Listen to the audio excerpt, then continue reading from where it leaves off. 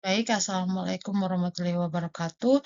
Perkenalkan nama saya Rafadia Rosita Sampono dengan NIM D1B1220015.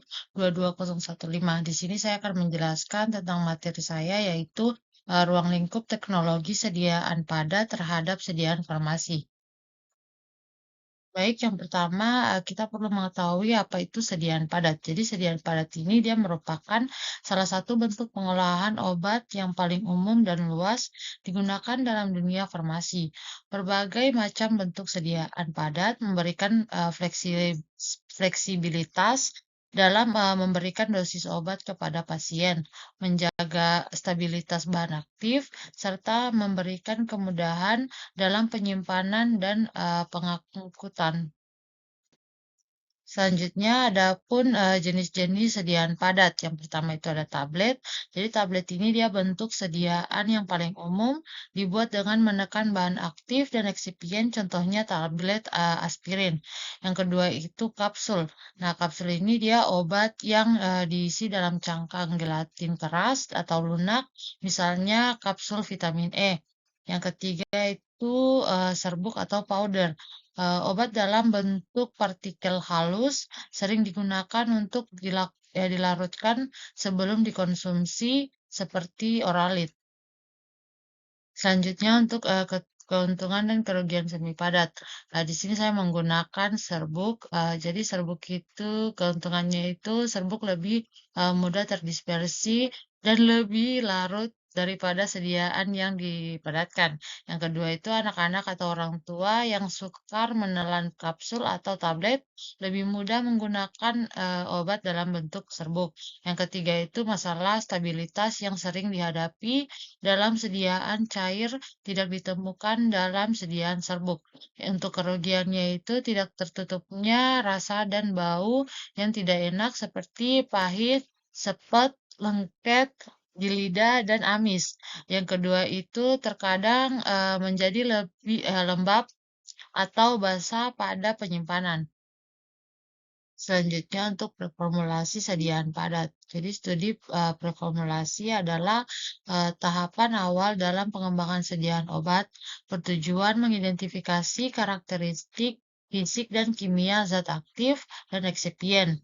Menjadi dasar dalam menentukan bentuk sediaan, stabilitas, kompabilitas bahan.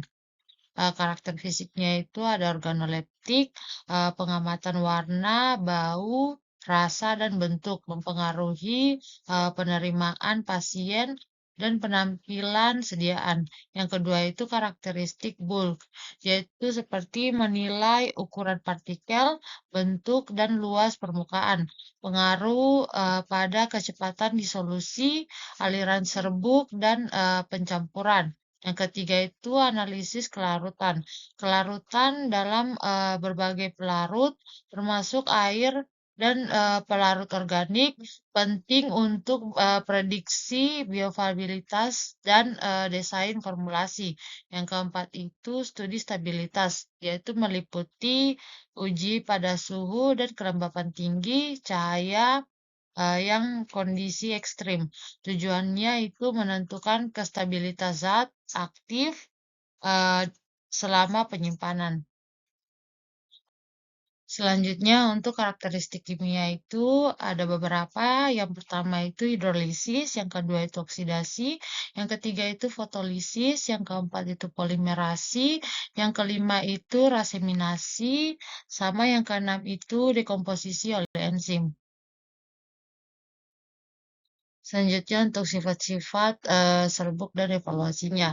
Pertama itu sifat-sifat fisik serbuk itu ada kemampuan mengalir, yang kedua itu kerapatan serbuk, yang ketiga itu pencampuran serbuk. Untuk pentingnya ukuran partikel mungkin bisa dilihat sendiri di slide ini. Untuk kesimpulannya, teknologi sediaan padat berperan penting dalam memastikan mutu dan efikasi obat dalam bentuk padat.